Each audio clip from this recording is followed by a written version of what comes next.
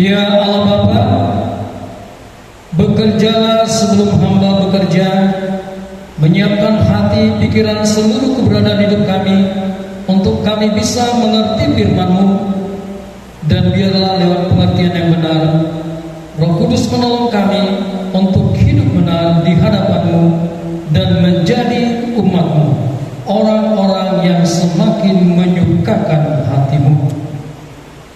Berkaryalah lewat hamba yang hamba akan sampaikan pada hari ini, supaya Engkau dimuliakan, ditinggikan oleh karenanya.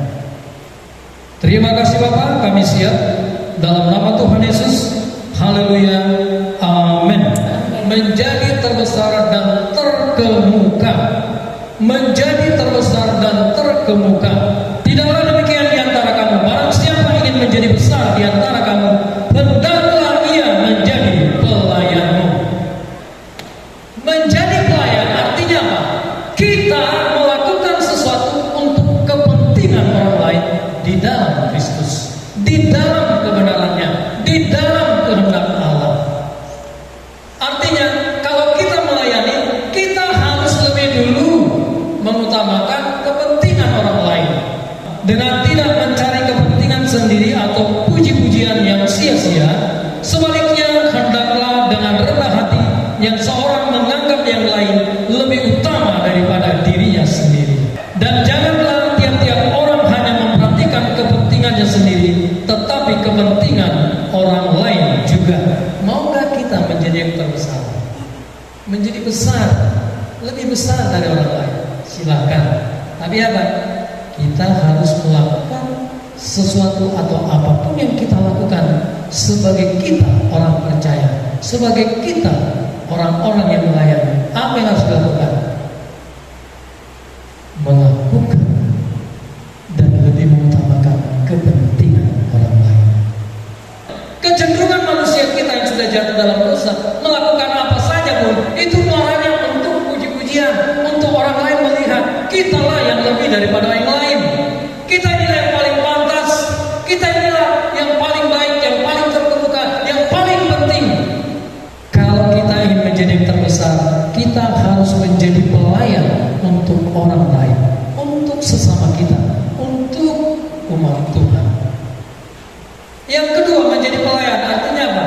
Segala sesuatu yang kita lakukan itu harus membawa orang kepada Allah, membawa orang untuk lebih mengenal Allah, membawa orang untuk benar-benar menyembah Allah yang benar, membawa orang kepada Kristus. Tuhan Yesus bilang, kalau kita semua di sini mau jadi yang terbesar, silakan.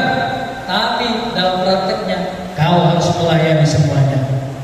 Kau harus lebih mengutamakan kepentingan orang lain. Kalau ada kepentingan kita, sisihkan itu di belakang.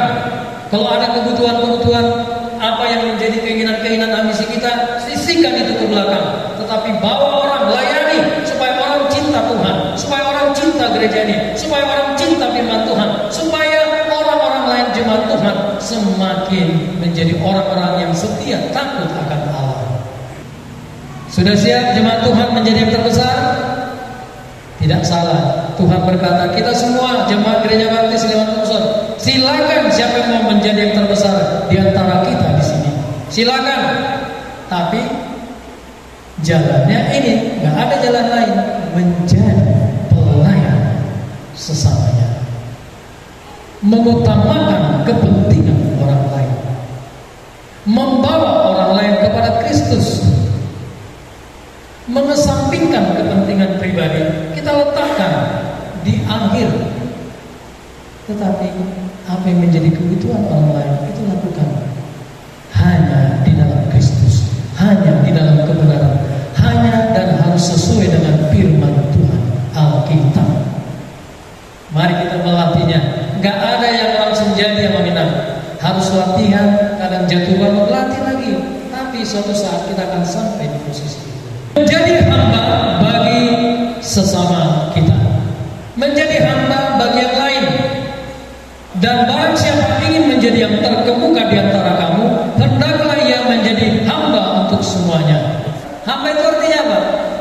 Kita bekerja untuk kepentingan orang lain. Kita bekerja untuk membangun orang lain. Kita bekerja untuk orang lain yang menikmati itu. Amin. Hamba tidak punya hak untuk menuntut kepada Tuhannya. Ini berarti apa? Di dalam praktek hidup kita, menjadi terkemuka, menjadi seorang hamba itu artinya apa? Kita harus taat kepada Tuhan kita.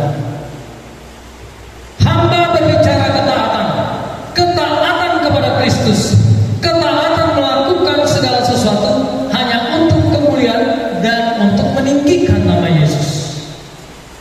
Dalam prakteknya kita menjadi hamba berarti apa? Sama sebenarnya, ini sepertinya apa? Sejajar, melayani menjadi hamba sama. Walaupun ini dibedakan dalam posisi yang disampaikan Yesus. Artinya apa? Seorang pelayan dia adalah seorang hamba. Seorang hamba adalah orang yang melayani orang lain, bukan melayani dirinya sendiri. Sulit sekali ya Mama. Ya. Jadi kalau sulit, hitung-hitung dulu. Aku mau jadi yang terbesar, terkemuka apa enggak? Kalau mau ya silakan. Tuhan Yesus bilang, silakan. Semua kita di sini, saya dan kita semua di sini, silakan kalau mau menjadi yang terbesar dan terkemuka. Monggo. Aku mau menjadi orang yang luar biasa. Silakan dukung. Tapi ingatkan, jadi pelayan, jadi hamba. Kalau belum berarti salah dalam ngeda, salah dalam hitungannya. Amin. Dami carana, kuidoho, gemena, terutama terhebat. Silakan. Yang lebih terkenal silakan. Alai mau naik masuk kursi, jadilah hamba. Gadi hatullah. Jadi pelayan. Kalau kita mau menjadi yang hebat silakan. Mau menjadi terkenal silakan. Mau menjadi yang terkemuka, menjadi yang terhebat silakan. Allah sendiri ya sudah jelas di dalam Kristus menyatakan silakan.